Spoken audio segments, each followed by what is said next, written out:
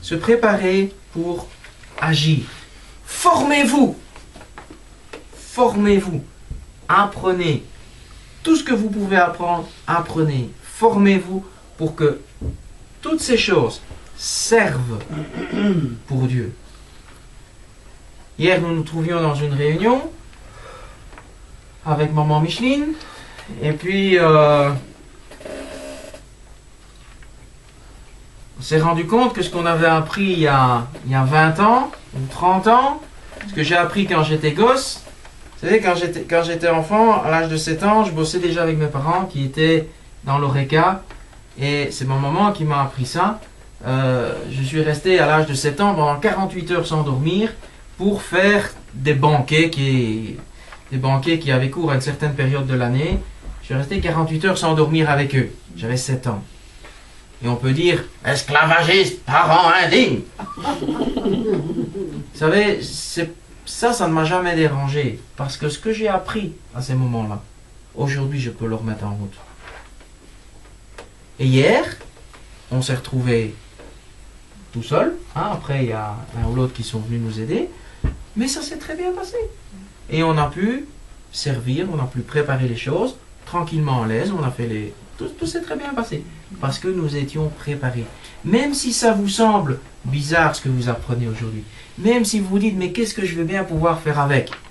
Apprenez et mettez ce que vous avez appris au service de Dieu. Peu importe ce que c'est. Tout ce que vous avez appris sert pour le royaume de Dieu. Vous avez appris à coudre? Alléluia! Vous avez appris à cuisiner? Alléluia! Vous avez appris à administrer les choses?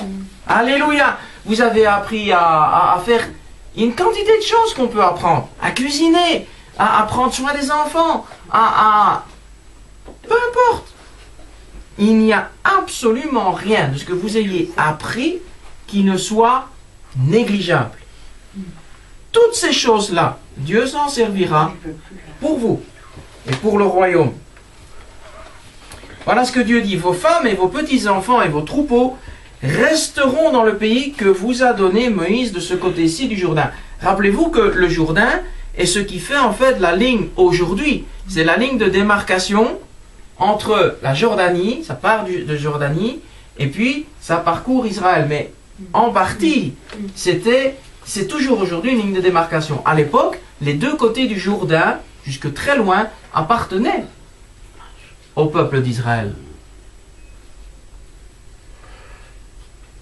Mais vous, hommes vaillants, vous passerez en armes devant vos frères et vous les aiderez, jusqu'à ce que l'Éternel ait accordé du crédit, ait accordé du repos à vos frères comme à vous, et qu'ils soient aussi en possession du pays que l'Éternel votre Dieu leur donne.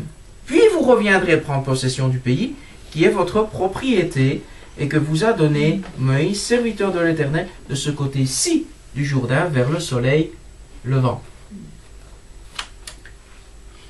Petit ou plus âgé, quelle que soit notre éducation académique ou autre, ou notre formation professionnelle, nous avons à participer à l'œuvre de Dieu, d'une manière ou d'une autre. Et personne n'est en reste.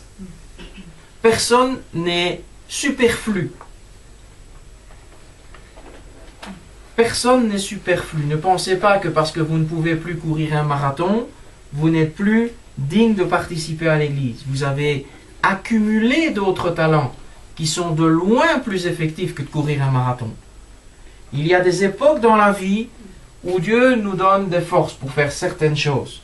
Et puis quand ces forces disparaissent suite à l'âge, suite à la maladie, suite à un problème, on a toujours tendance à se dire « je suis foutu, je suis bon pour la casse,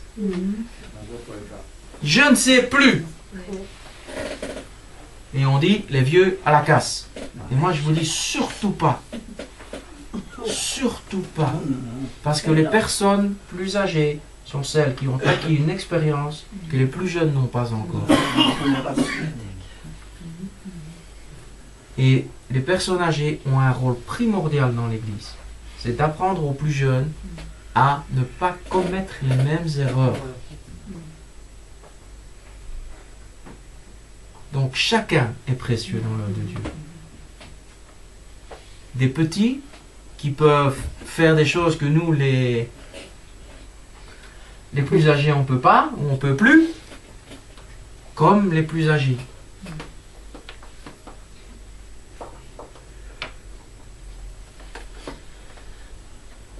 Se préparer pour agir et puis agir selon ses plans. Malheureusement, le public, en général dans les églises, est un public qui est essentiellement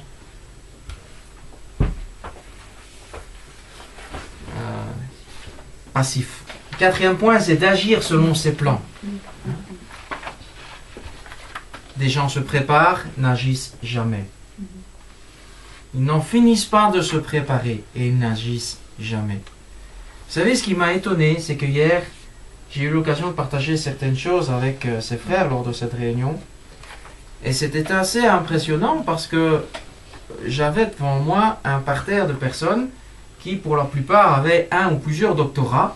Et donc, c'est toujours impressionnant quand on s'adresse à des sommités de se dire, bon, encore faudrait-il ne pas dire des bêtises. Hein? Hein? Donc, c'est toujours impressionnant. Et donc, j'ai partagé tout simplement ce que Dieu avait mis sur mon cœur. Mais c'était étonnant de voir la réceptivité de ces hommes. De voir que la somme de connaissances qu'ils avaient pu accumuler, qui est impressionnante, est complémentaire d'autres choses, peut-être plus pratiques, plus tangibles. Et c'est ce qu'ils ont dit. Hein? On n'avait pas pensé à ces choses-là, on n'avait pas vu ces choses-là. Et pourtant, Voilà. c'est dans Nous sommes, l'actualité. voilà. Donc nous sommes complémentaires. Personne n'est de trop ou trop peu. Chacun a sa place. Si nous voulons la recevoir de Dieu, chacun a sa place. Mais nous pouvons nous contenter d'être des consommateurs de l'Évangile. Vous connaissez ça? Les consommateurs de l'Évangile. Ceux qui viennent, qui prennent, et qui s'en vont. Et ne produisent jamais quoi que ce soit. Moi, je ne voudrais pas qu'à la fin de ma vie, le Seigneur me dise, mais je t'ai donné des capacités, je t'ai donné des facilités pour certaines choses, je t'ai donné des moyens. Qu'en as-tu fait? Et que j'aie à lui répondre, Seigneur, je ne me suis pas soucié de ce que tu avais à m'apprendre, de ce que tu avais à recevoir ou à me donner. J'ai simplement vécu ma vie. J'ai perdu mon temps. Et tout ce que tu m'avais donné, je l'ai perdu. Je l'ai enfoui. Vous connaissez la parole des talents dans Matthieu 25? Je ne voudrais pas avoir à lui dire, Seigneur, j'ai perdu mon temps. J'ai enterré ce que tu m'as donné. Je n'ai rien à te rendre. C'est pour ça que je vous dis que qui que ce soit dans ce lieu, dans cet endroit, et je pense, là, je vous vois bien, je sais que certains peuvent penser qu'ils n'ont peut-être pas grand-chose à donner. Le cœur de Dieu pour vous, c'est que tout ce qu'il vous a donné, confié, est précieux à ses yeux. Apprenez simplement à l'investir dans l'œuvre de Dieu, dans son cœur. Et on ne parle pas uniquement d'argent, vous savez, dans ces histoires-là. On parle de cœur, on parle de capacité, on parle de talent. On parle de talent. J'ai relevé simplement dans ce seul chapitre les mots d'action, les verbes d'action que Dieu cite dans ce passage et que je vous inviterai à relever. Lève-toi, passe pour entrer, foulera, aurait, autrement dit posséder, fortifie-toi, prends courage, mettra, fortifie-toi seulement, aie bon courage. Agissant ou agir fidèlement, ne pas se détourner ni à gauche ni à droite, avoir un objectif. Entreprendre, méditer pour agir fidèlement. Aura, réussir, fortifier, fortifie-toi, prends courage. Je crois qu'il le dit 4 fois dans le passage. Ouais. Si vous n'avez pas encore compris, entreprendre, donner des ordres, parcourir, commander, préparer, se préparer, passerer, aller conquérir, se rappeler, rester, passer en armes, aider, être en possession, revenir pour prendre possession, répondre, faire, aller, envoyer, et pour finir, fortifie-toi et prends courage. Voilà le résumé de ce que Dieu a pour nous. Est-ce que nous voulons rentrer dans ce que Dieu a pour nous? Ou est-ce que nous voulons simplement passer le restant de notre vie à attendre que quelque chose se passe, dans lequel nous n'aurons pas mis la main? Alors pour ma part, je dirais bien comme Josué aussi, moi et ma maison, nous servirons l'Éternel. Moi et ma maison, nous mettrons nos mains à la pâte, et s'il faut se salir, se mouiller, ben c'est pas grave, on se salira, on se mouillera, et on verra Dieu se glorifier à travers ces choses. Amen. Amen. Amen. Persévérons.